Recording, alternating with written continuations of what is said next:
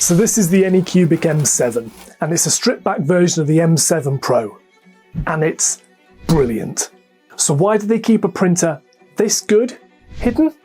Well, it might be because it costs $100 less than the M7 Pro, and if people knew about this one, they might not buy that one. But no printer's perfect, so let's just jump straight into the review. The Anycubic M7 costs £329, or around about $430. First, I just very quickly want to talk about the aesthetics. This is just a really simple stripped back box, and I think Anycubic are on a winner here. But it's right on the edge of being a little bit dated. Keen to know your thoughts here, but simple lines, screen on the front, power button, few accents. That's great. I really like it. Good job, Anycubic. There's vents on either side of the machine, and if we flip it round, there's a little USB port just on the side. This should really be on the front, but that's not too bad. Flip it around to the back, and you can see a network connector, little Wi-Fi antenna, a port for extraction, although I'm not sure any official extractor hose actually exists for this yet, kettle lead, and a little power switch. Luckily, because it's got a power button on the front though, you should never have to touch this once it's on. On the lid you can see this cutout. This is a little adapter that comes in the box, and it's solely there for the autofill function, which clearly I'm not using because, spoiler, it's rubbish. When we take the lid off, it's an old-fashioned up and over lid, which means annoyingly you've got to find somewhere to put this. That is a misstep in my book, but it's not a deal breaker. Inside you've got dual linear rails and a lead screw, so you should have nice stable build platform, and that build platform itself is attached by a nut to hold the plate on, and a fairly simple, slightly archaic build platform, which we'll talk about later. I know this is a bit simple, but it does work very well, and sometimes when it ain't break, don't fix it. Just saying. You've also got a decent vat which will hold over a litre of resin, and two pretty rubbish screws which hold it in place. And while we're talking about the insides, the build volume is identical to the M7 Pro at 126mm by 223 by 230mm. And tucked in the back corner, you have a little air filter, inside of which is a little replaceable air filter. And frankly, like all small block carbon filters, it does a little, but not a lot. It's there though. The setup is pretty straightforward, and after powering on, which you have to wait an unreasonably long amount of time for,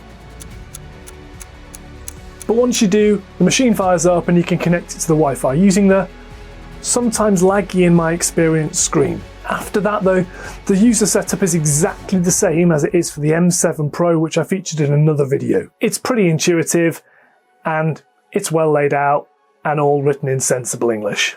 Great. Once I'd run through the basic menu setup, then I had to test whether the machine was level. So I hit the 0 button, used the leveling paper that comes supplied with the printer and checked it, and all good on that front. Level, out of the box. The next major step for me was setting up the app. Most of the major functions on this printer can be controlled with the app, and once you get there, the app is really solid. But you may encounter a little stumbling block in that this machine isn't actually listed on the app. You have to set it up as an Anycubic M7 Pro, and then it'll mystically appear as an M7 anyway. Which is weird and annoying, but regardless, it works eventually. Interestingly, it's the same for Chitu Slicer too. The M7 isn't featured, but the M7 Pro is. Or at least at time of recording. The app though is brilliant. It's stripped back with only useful functions displayed at the top.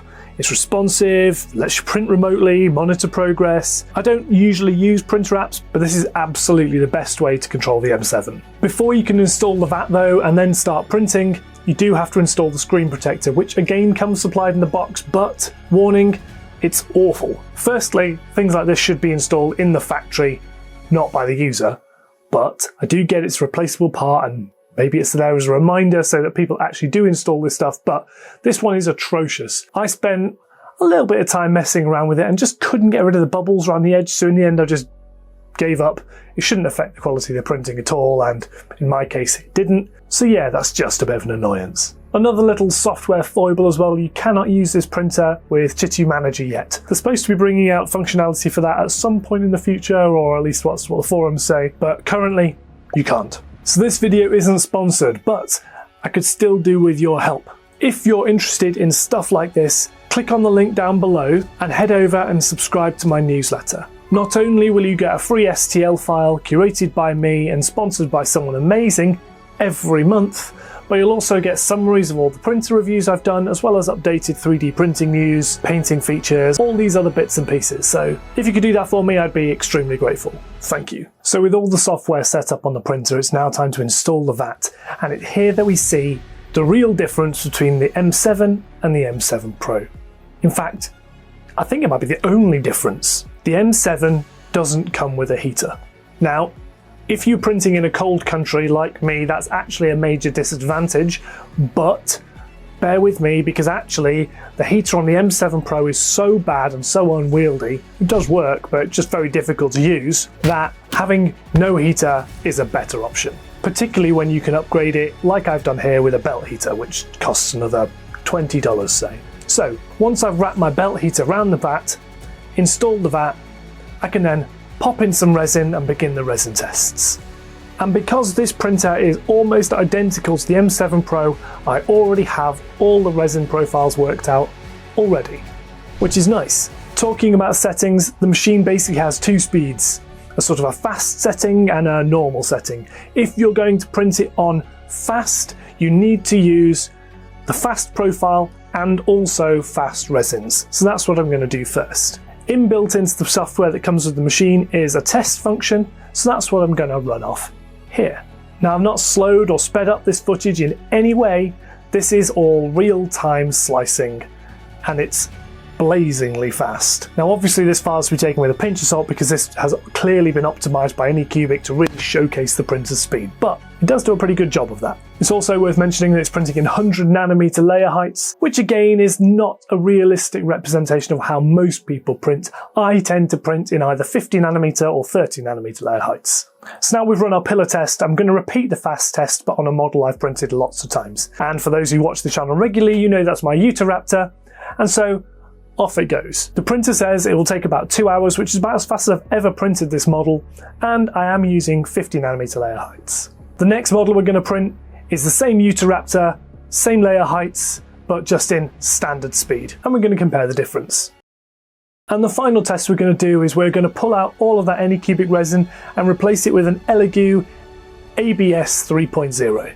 Before I wrap up the final conclusion of this printer, I just want to say a huge thank you to everyone who supports me over on Patreon. You are all absolute legends. Patreon tiers start from as little as £3 a month and give you access to exclusive discounts, early access miniature painting tickets, as well as a whole library of STLs, laser printing files, other projects, and early access information over on my Discord.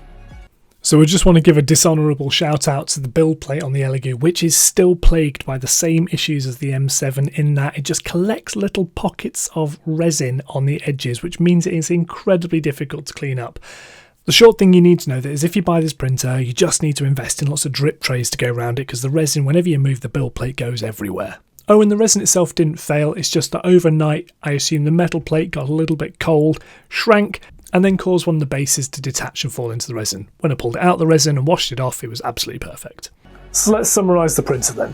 This machine is incredible and I do not have any hesitation in recommending one. It's a significant improvement to its upgraded cousin, the M7 Pro, mainly because that heater doesn't exist anymore, so it doesn't have the stupid, unwieldy, hard to clean thing that they shipped it with before. However, it's packed full of features like the force sensors and the dynamic lift height, all of which help to improve print speeds, and at its fastest settings it genuinely is blazingly fast. Its only downfall is also its major advantage too. It doesn't have a heater. So if you're thinking about buying this machine and would like to look into heater options too, I did a video about that a couple of weeks ago and it's on screen right now. I guess I'll see you over there. This has been RisingApe Minis. My name's James and I'll see you next time.